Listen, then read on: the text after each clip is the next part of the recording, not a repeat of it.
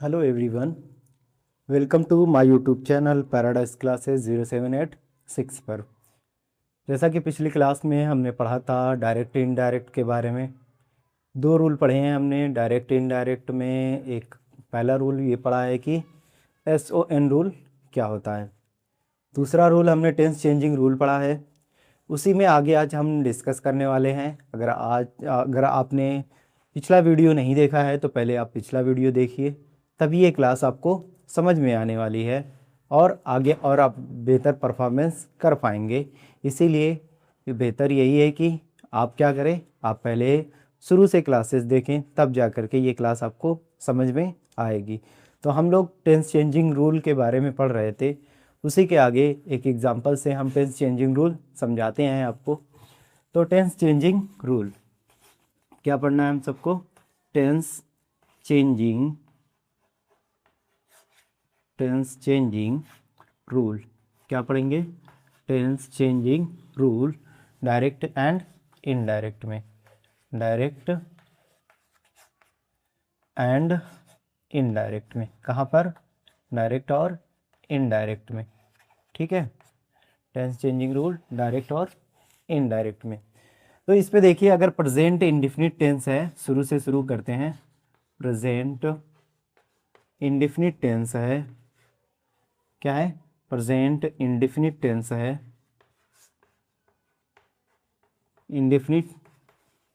Indefinite tense है तो ये बदलता है पास्ट इंडिफिनिट में। किस में बदलता है? पास्ट इंडिफिनिट में। किस में बदलता है? पास्ट इंडिफिनिट में। एक एग्जांपल देखिए। एग्जांपल क्या है कि ही सेड, क्या लिखा है? He said to me, comma double inverted comma में, आई प्ले हॉकी। क्या लिखा है? I play hockey. यहाँ पे फुल स्टॉप, यहाँ पे डबल इन्वर्टेड कॉमा क्लोज। अगर आप ये नहीं जानते कि इस पार्ट को क्या कहते हैं, यानी डबल इन्वर्टेड कामा के बाहर जो पार्ट होता है उसको क्या कहते हैं, और डबल इन्वर्टेड कामा के अंदर जो पार्ट होता है उसको क्या कहते हैं, तो आप ये सेंटेंस को नहीं बना पाएंगे। इसलिए आप शुरू वाला वीडियो देखिए, आपको पता चल जाएगा कि हम इस पार्ट को यानी डबल इन्वर्टेड कामा वाले पार्ट को क्या कहते हैं, और जो बाहर पार्ट होता है यानी जो बाहर सेंटेंस होता है उसे हम क्या कहते हैं। तो हमने चेंज किया था सेट टू को। आप ये भी जान जाएंगे कि सेट टू को कैसे चेंज करते हैं, या SON रूल क्या होता है, क्या जान जाएंगे? SON रूल 123 क्या होता है, इसके बारे में भी। इस पर हमने ऑलरेडी वीडियो बना दी है, आप उसे देखिए। उसके बाद आइए, उसके बाद ये क्लास आपको और बढ़िया से समझ में आएगी। तो चलिए देखते हैं। तो क्या हो जाएगा? ही टोल्ड हो जाएगा, ही टोल्ड मी। इन दोनों सेंटेंस को जोड़ने के लिए कंजक्शन का प्रयोग करते हैं। दैट आई जो है फर्स्ट पर्सन है, तो फर्स्ट पर्सन कहाँ से बदलता है? ही से बदलता है। तो क्या हो जाएगा? ही हो जाएगा। ये प्रेजेंट टेंस है। कैसे पता चलता है प्रेजेंट टेंस में? प्रेजेंट टेंस में या तो S या ES लगा होता है या नहीं लगा होता है। तो प्लूरल के साथ S या ES नहीं लगता है, केवल सिंगुलर के साथ लगता है। क्या आप जानते हैं कि S या ES किस वर्ब में और किस सब्जेक्ट के साथ लगता है? अगर जानते हैं तो आप हमें कमेंट में बताइएगा ज़रूर से। अगर नहीं जानते तब भी आप कमेंट करिएगा कि नो। ओके, चलिए आइए देखते हैं। तो ही हो गया, ही आई बदल गया कहाँ से? ही से, तो ही हो गया। इसकी अगर आपको याद है पास्ट इंडिफिनिट टेंस, तो इसमें वर्ब की सेकंड फॉर्म यूज़ की जाती है तो प्रेजेंट इंडिफिनिट के अफर्मेटिव सेंटेंस में। तो यहाँ पे वर्ब की सेकंड फॉर्म क्या हो जाएगी? प्लेड हो जाएगी। क्या हो जाएगी? प्लेड हो जाएगी, हॉकी हो जाएगी। प्लेड और हॉकी। ऐसा क्यों होता है कि इसको पास्ट में ही चेंज किया जाता है? क्योंकि ये जो फॉर्म है ना, ये सेट की पास्ट फॉर्म होती है, और दोनों सेंटेंस को बैलेंस करने के लिए ये भी सेंटेंस अब पास्ट में हो गया और ये भी सेंटेंस अब पास्ट में हो गया। तो ग्रामर रूल यही कहता है कि एक रैंकिंग वाले सेंटेंस को क्या किया जाता है? एक साथ रखा जाता है। आइए एक और एग्जांपल देख लेते हैं। मान लीजिए लिखा है they said to her, they said to her, comma double inverted comma में, you cook, you cook the food, you cook the food. ठीक है, यहाँ पे full stop, double inverted comma, close. क्या लिखा है? They said to her you cook the food, you cook the food. तो क्या हो जाएगा? दे ही रहेगा। सेड टू को हमने बताया कि किस में चेंज करते हैं, टोल्ड में चेंज करते हैं। किस में चेंज करते हैं? टोल्ड में चेंज करते हैं। हर नहीं चेंज होता है। उसके बाद कंजक्शन दैट लग जाएगा, दैट लिख लीजिए।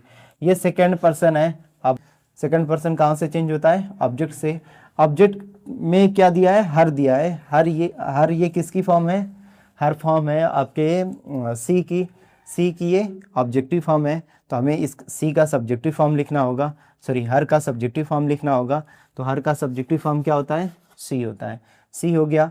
उसके बाद इसकी पास्ट फॉर्म लिखेंगे, यानी इसको पास्ट इंडिफिनिट में चेंज करेंगे। किस में चेंज करेंगे? पास्ट इंडिफिनिट में। तो क्या हो जाएगा? कुक्ड हो जाएगा। क्या हो जाएगा? कुक्ड हो जाएगा। उसके बाद द फूड, उसके बाद द फूड। तो ये हो गया आपका पास्ट इंडिफिनिट को कैसे बदला जाता है डायरेक्ट इनडायरेक्ट सेंटेंस में।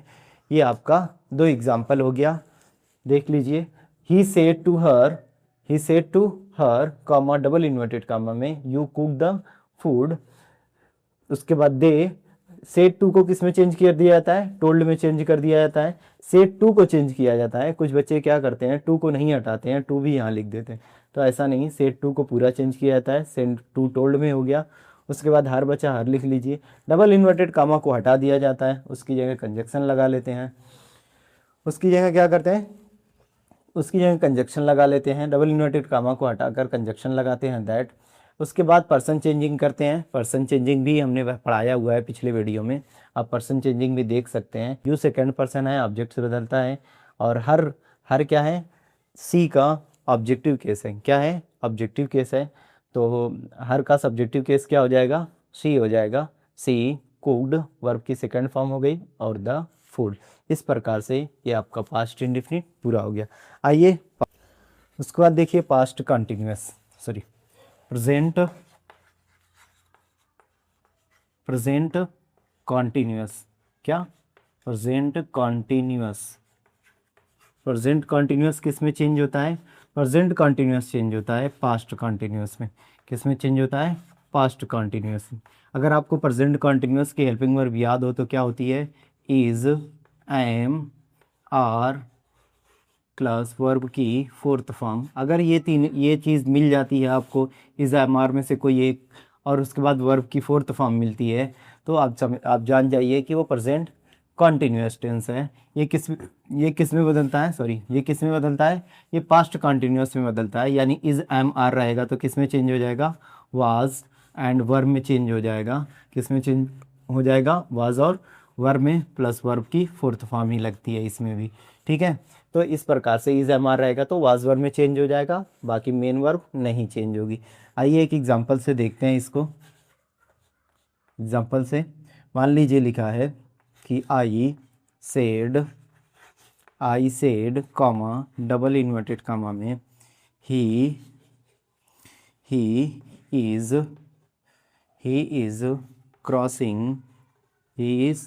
Crossing the river.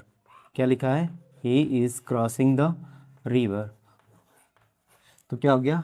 I said, मैंने उससे कहा कि ही इज क्रॉसिंग द रिवर, कि वह रिवर यानी नदी पार कर रहा है। तो क्या हो जाएगा? जब भी सेड रहता है तो नहीं चेंज किया जाता है। जब भी सेड रहता है तो नहीं चेंज किया जाता है। कब चेंज किया जाएगा? जब सेड के साथ टू भी दिया होगा तब चेंज करेंगे। तो आई सेड हो जाएगा। उसके बाद क्या लगाएंगे? उसके बाद दैट लगाएंगे, क्योंकि डबल इन्वर्टेड कामा और कामा को हटा करके एक कंजक्शन का प्रयोग करते हैं, दैट का प्रयोग करते हैं। उसके बाद ही कौन सा पर्सन है? ही थर्ड पर्सन है। ही थर्ड पर्सन है। आपको पता है कि थर्ड पर्सन नॉट चेंज होता है, इसलिए ये चेंज नहीं होगा, तो ही हो जाएगा। अब ही के साथ इज एम आर नहीं बल्कि वाज वर्ब में से कोई एक लगेगा।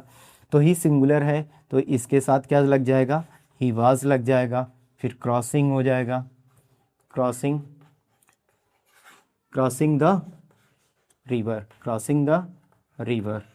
क्या और कुछ भी पार्ट ऑफ स्पीच भी चेंज होता है? हाँ चेंज होता है। देखिए एक और एग्जांपल, उसमें हम थोड़ा एक पार्ट ऑफ स्पीच ले लेते हैं, उसके बाद उसको भी चेंज करेंगे।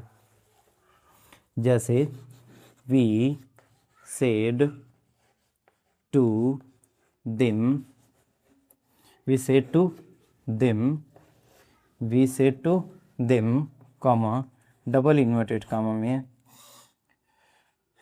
You are, we said to them you are writing, you are writing a letter, you are writing a letter, you are writing a letter। इस तरह से इसको हम क्या करते हैं, डबल इन्वर्टेड कॉमा में क्लोज कर देते हैं। आइए देखिए, वी सेड टू को किस में बदलते हैं, टोल्ड में, तो क्या हो जाएगा वी टोल्ड, उसके बाद दिम लिखा है दिम लिख लीजिए, उसके बाद कंजक्शन दैट लगा लीजिए, उसके बाद कंजक्शन दैट लगा लीजिए। यू सेकंड पर्सन है, कहाँ से चेंज हो जाएगा, होगा दिम से, दिम ऑब्जेक्टिव फॉर्म है, किसकी ऑब्जेक्टिव फॉर्म है, तो दे की ऑब्जेक्टिव फॉर्म है। इस प्रकार से ये क्या हो जाएगा, दे हो जाएगा। उसके बाद आर चेंज होगा वाज वर में, तो दे प्लूरल है तो क्या हो जाएगा, वर हो जाएगा, क्या हो जाएगा, वर हो जाएगा। फिर राइटिंग, फिर writing, writing letter, writing letter, ठीक है। इस प्रकार से ये आपका हो गया प्रेजेंट कॉन्टिन्यूस, किस में चेंज होगा, पास्ट कॉन्टिन्यूस में। यानी इज एम आर अगर आपको दिखती है उसके साथ सेट के साथ, तो आप उसे चेंज करके किस में चेंज कर देंगे, वाज वर में चेंज कर देंगे। उसी प्रकार से ये दोनों एग्जाम्पल लगे हुए हैं, देख लीजिए। अगर स्क्रीनशॉट लेना हो तो स्क्रीनशॉट ले लीजिए। आई होप आपको ये समझ में आ गया होगा। उम्मीद करते हैं आपको ये वीडियो अच्छी लगी होगी। अगर अच्छी लगी है तो लाइक करिए, अपने दोस्तों के साथ शेयर करिए और हमारे चैनल को सब्सक्राइब भी करिए, क्योंकि आगे ऐसे ही